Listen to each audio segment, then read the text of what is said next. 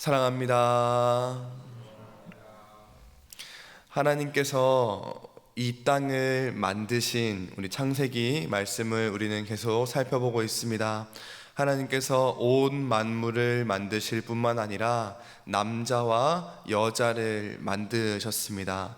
그 남자와 여자를 통해서 하나님께서 하나님의 나라를 지켜가라고 그 둘을 돕는 배필로 만들어 주셨고, 또 한 몸이 되게 하셨는데 결국에는 죄를 짓게 되었죠.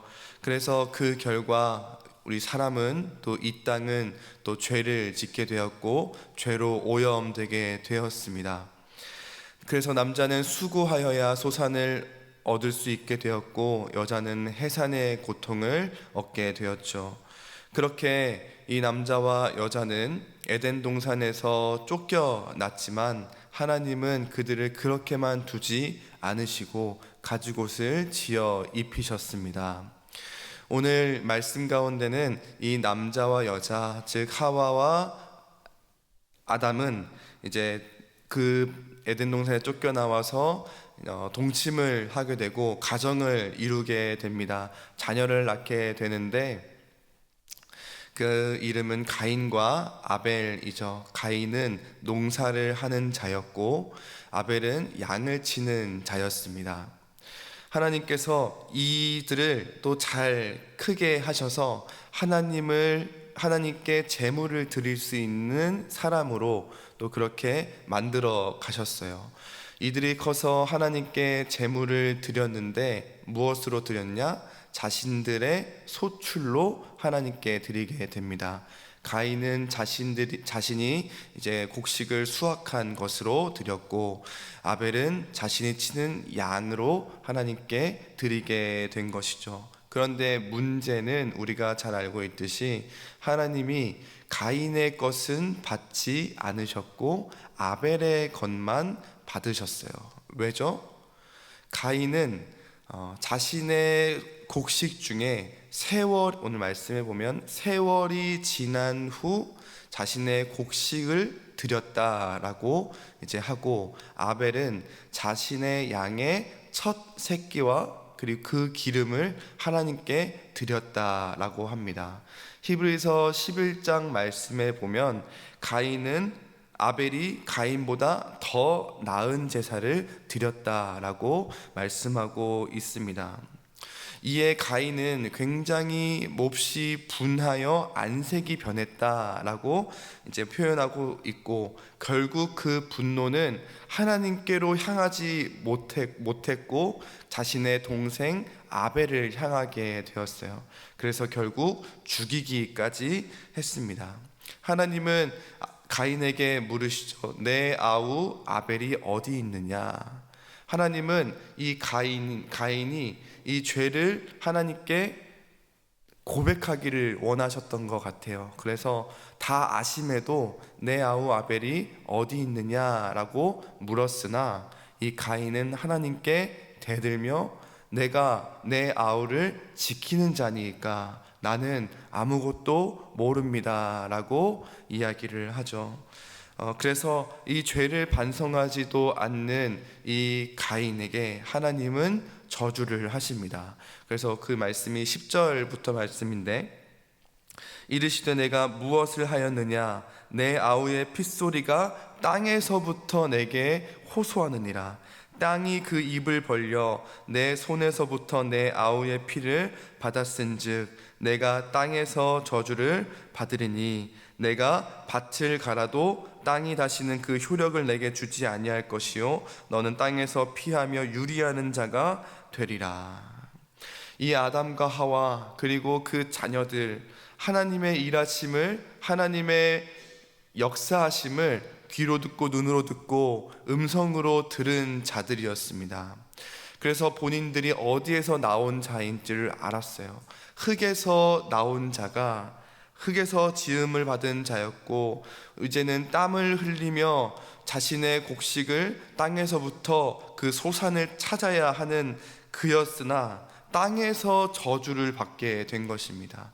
땅으로부터 지음을 받은 자가 땅에서 저주를 받게 되었고, 그 흙에서 먹어야 할 자가 그 흙에서 더 이상 소출을 얻지 못하게 될 뿐만 아니라, 그 땅에서 살아가야 하는 그가 그 땅에서 유리하는 자가 되어버리고 만 것입니다. 흙으로부터 난 자가, 흙으로 살아가야 할 자가 흙으로부터 버림을 받게 된 것이죠. 그에게 있어서 이 하나님의 저주는 그 어떤 것도 주지 못하는 절망, 엄청난 절망 가운데 빠지게 된 것입니다. 가인은 왜 이렇게까지 되었을까요?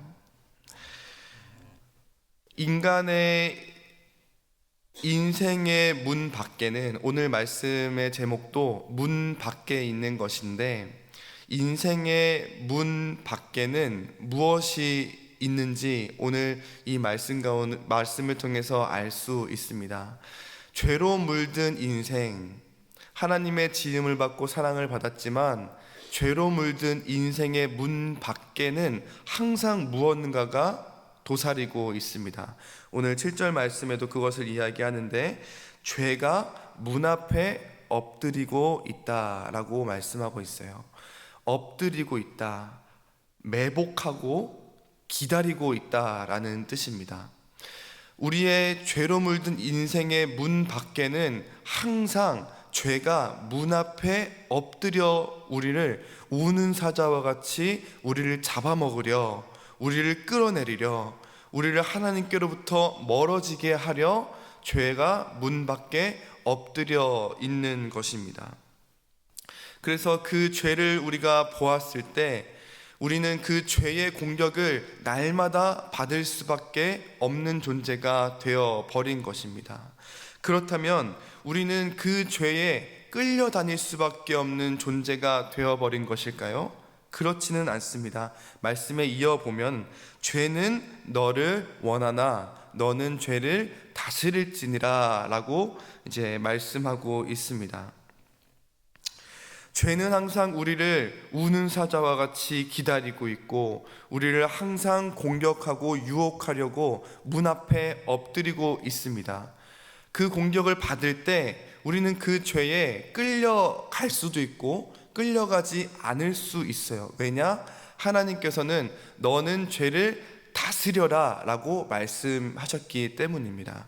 그 죄가, 그 공격이, 우리 마음 가운데 틈타오는 그 욕심이, 우리 마음 가운데 틈타오는 그 분노가 우리의 마음을 자극한다 할지라도 우리는 그 죄를, 우리는 그 분노를, 그 욕심을 우리는 다스릴 수 있어야 한다라는 것입니다. 우리가 이렇게 마음 가운데 오는 이 죄의 공격에 우리가 다스리지 못하게 되면 우리는 누군가를 늘 미워하게 될 것이고, 누군가의 것을 늘 탐하게 될 것이고, 다른 이들과의 관계를 유지하지 못하게 될 것이고, 우리는 이 사회를 살아갈 수 없게 될 것입니다.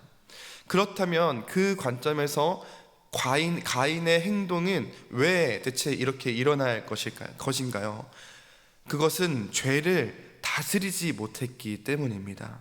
오히려 내가 그 죄를 다스린 것이 아니라 죄의 다스림을 받게 된 것이죠. 그래서 그 인생은 그 하나님으로부터 더 멀어지게 되었고, 하나님을 배반하게 되었고, 하나님을 부인하게 되었고, 대적한 그 자리까지 죄가 가인을 끌고 가버리게 된 것입니다. 그렇다면 우리는 이 죄와 날마다 싸워야 하는 인생이 되었는데, 우리는 그 죄와 이 처절한 이 고군분투하는 이런 인생 가운데 우리는 이렇게 힘들고 고단하게만 살아가야 할까요? 그렇지는 않습니다.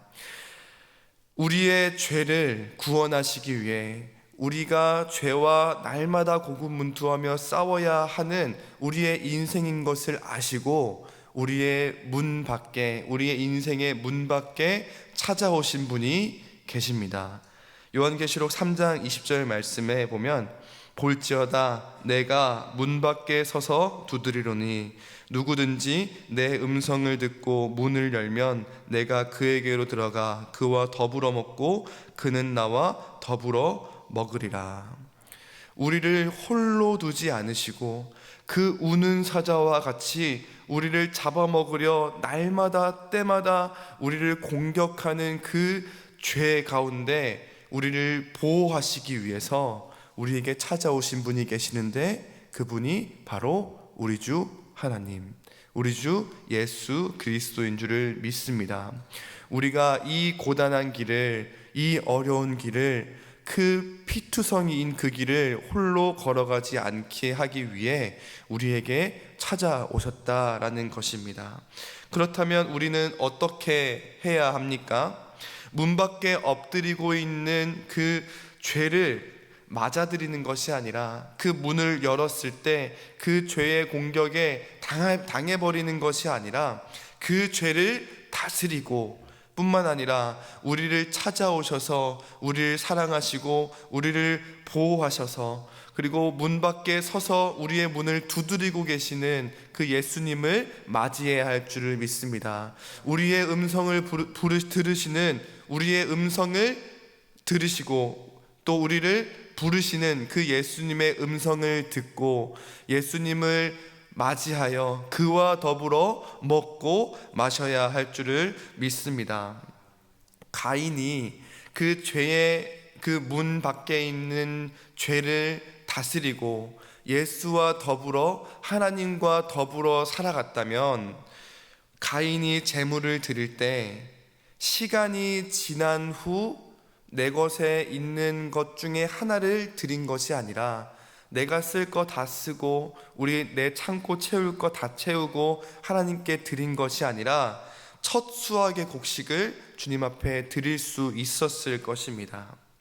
예수와 더불어 먹고 마셨다면 가인의 제물을 혹여나 받지 않으셨더라도 그가 제물을 주 앞에 드렸을 때 제물을 드릴 수 있었던 것에 감사하며 동생 아벨을 미워하지 않을 수도 있었을 것입니다. 바라기는 우리 모든 성도님들 오늘 이 가인과 아벨의 말씀을 들으며 우리가 가인처럼 또 아벨처럼 그렇게 헌금 잘해야지, 하나님께 드리는 것 아까워하지 말아야지 라는 적용을 할 수 있습니다. 그런데 그것뿐만 아니라 그 마음의 중심에 있었던 것, 그 마음 가운데 그 죄의 유혹을 뿌리치고 죄의 문 앞에 죄가 엎드려 있었던 것을 다스리고 예수님을, 하나님을 받아들이는 것, 이것이 더 우리에게 중요한 문제인 줄 믿습니다. 그래서 삶의 여러 가지 문제들, 또 삶의 여러 사람들을 만나시고 또 여러 가지 상황에 맞닥뜨리게 되실 때 우리 마음의 중심에 있어야 할 것, 우리의 문 밖에 서서 두드리시는 예수 그리스도와 동행하는 것입니다. 그래서 그 죄와 싸워 승리하시고 우리 주 예수 그리스도가 인도하시는 그 길 따라 걸어가시는 우리 모든 성도님들 되시기를 예수님의 이름으로 축복합니다. 말씀을 맺겠습니다. 우리의 인생에는 문이 있습니다. 그 문 밖에는 항상 죄가 엎드려 있습니다. 그 죄를 다스리느냐 다스리지 못하느냐에 따라 우리의 인생이 달라지게 됩니다. 그러나 우리를 홀로 두지 아니하시고 구원하시는, 우리의 문 밖에 서서 우리의 문을 두드리시고 우리의 이름을 부르시고 우리와 먹고 마시기를, 더불어 먹기를 소망하시는 예수 그리스도를 맞아들이셔서 그 죄에서 승리하시고 예수와 함께 동행하시는 우리 모든 성도님들 되셨으면 좋겠습니다.